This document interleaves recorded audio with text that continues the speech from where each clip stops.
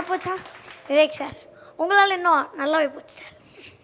அட, இதை நம்ம ஏற்கனவே பேச வச்சது தானப்பா. இந்தா பேசுன மாதிரி 10,000. ரொம்ப நன்றி சார். சொல்லுமா. எது? பாப்பா ஹாஸ்பிட்டல்ல சேர்த்திருக்கீங்களா? என்னாச்சு? 10,000 ரூபா ஆகுமா?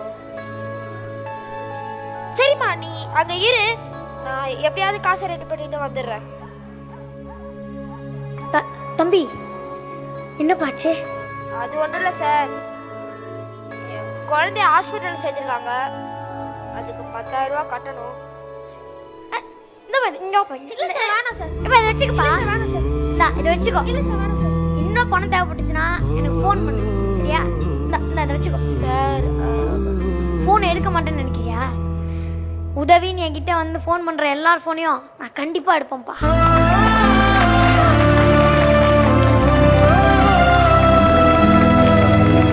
அதுக்கு தான் நான் ஃபோனே வச்சிருக்கேன். என்னப்பா? இல்லை சார், வேணாம் சார். வச்சுக்கப்பா. முதல்ல போய் உன் குழந்தைய பாரு. போய் பாரு. ரொம்ப நன்றி சார். பா, எதுக்கு பண்ணுறீ? போப்பா, சீக்கிரம் போப்பா.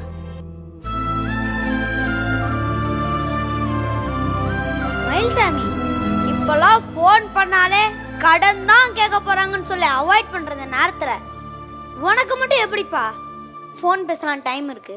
இன்னைக்கு தூங்கி இருந்தா நாளைக்கு உயிரோட இருப்பானு கூட எனக்கு தெரியாது சார். அதான் சார், எப்போ என் ஃப்ரெண்டோ இல்லை என்னை சுற்றி இருக்கவங்க யார் கால் பண்ணாலும் கண்டிப்பாக நான் எடுத்துருவேன் சார். சரி, சம்பாரிச்ச 10,000 அப்படியே கொடுத்துட்டேன் சார். இது என்ன சார் 10,000? நாளைக்கு கூட நான் சம்பாரிச்சுப்பேன் சார். ஆனால் அவருக்கு அது பெரிய படம் சார். அவர் குழந்தை நல்லா இருந்தா அதுவே எனக்கு போதும் சார். மெல்சாமி, நீ மிமிக்ரி ஆர்டிஸ்டாக உள்ளே வந்ததுலேருந்து உன் வளர்ச்சியை நான் பார்த்துக்கிட்டு தான் இருக்கேன். இதுக்குள்ளே வந்தவங்க ரொம்ப நாள் இருந்ததில்லை. ஆனால் நீ படத்துலேயும் இருக்க, மக்களோட உள்ளத்துலேயும் இருக்க சார். அதெல்லாம் ஒன்றும் கிடையாது சார். நானாச்சு கருத்து கலந்த காமெடியை தான் ஸ்க்ரீனில் சொல்கிறேன். ஆனால் நீ காமெடியை ஸ்க்ரீனில் சொல்லிட்டு கருத்தை நேரடியாக சொல்கிற பத்தியா? மயில்சாமி, நீ படத்தில் மட்டும்தான் காமெடியன், நிஜத்தில் நீ ஹீரோ சார். அப்பெல்லாம் ஒன்றும் கிடையாது சார்.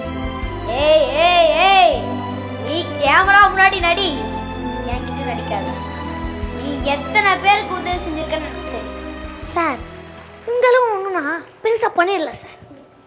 மயில்சாமி, நல்லது பண்ணுறதுல பெருசு சிறுசுலாம் எதுவும் கிடையாது. நல்லது பண்ணணும்னு நினைக்கிறதே பெருசு தான். நான் சுற்றுச்சூழல் நல்லா இருக்கணும்னு நினச்சேன். ஆனால் நீ உன்னை சுற்றி இருக்கவங்க நல்லா இருக்கணும்னு நினச்சேன். ஆமாம், எல்லாத்தையும் மற்றவங்களுக்கே கொடுக்குறியே, உனக்கு நீ எதுவும் வச்சுக்கிட்டது இல்லையா? விவேக் சார், எனக்கு ரொம்ப நாள் உயிர் வாழணும்லாம் ஆசை கிடையாது சார். உயிரோடு இருக்க வரையும் மற்றவங்களுக்கு உதவி பண்ணணும் சார். அதான் சார் எனக்கு ஆசை. நான் இதுவரையும் நிறைய ஏமாத்தினது கிடையாது சார். போய் சொல்ல தெரியாது. அடுத்தவன் ஜோப்லேருந்து காசு எடுத்து வச்சுக்கிட்டது கிடையாது. நல்லா சம்பாதிப்பேன், அது நல்லா செலவு பண்ணுவேன். அடுத்தவங்களுக்கு ஒன்றுனா உதவி பண்ணுவேன் சார். அது போதும் சார், அது போதும் சார். உலக வாழ்க்கையில் சம்பாதிக்க வேண்டிய முக்கியமான குணங்களில் எல்லாவற்றிலும் மிக மிக உயர்ந்தது பொறுமைன்னு மகாகவி பாரதியார் சொல்லியிருக்கார். அதுக்கு சரியான எடுத்துக்காட்டு நீதான் மயில்சாமி. உனக்கு எவ்வளோதான் பிரச்சனை இருந்தாலும் அதை பொறுமையா கையாண்டுட்டு பிரச்சனைன்னு வரவங்களுக்கு குரல் கொடுக்குற பத்தியா? நீ சாதா மனிதன் இல்ல, நீ ஒரு மாமனிதன். நீ சிரிக்க வைக்கிறது மட்டும் இல்ல, பல பேரோட சந்தோஷத்துக்கும் காரணமா இருந்திருக்க. வெறும் மக்களை மகிழ்விக்கிற மயில்சாமி கிடையாது.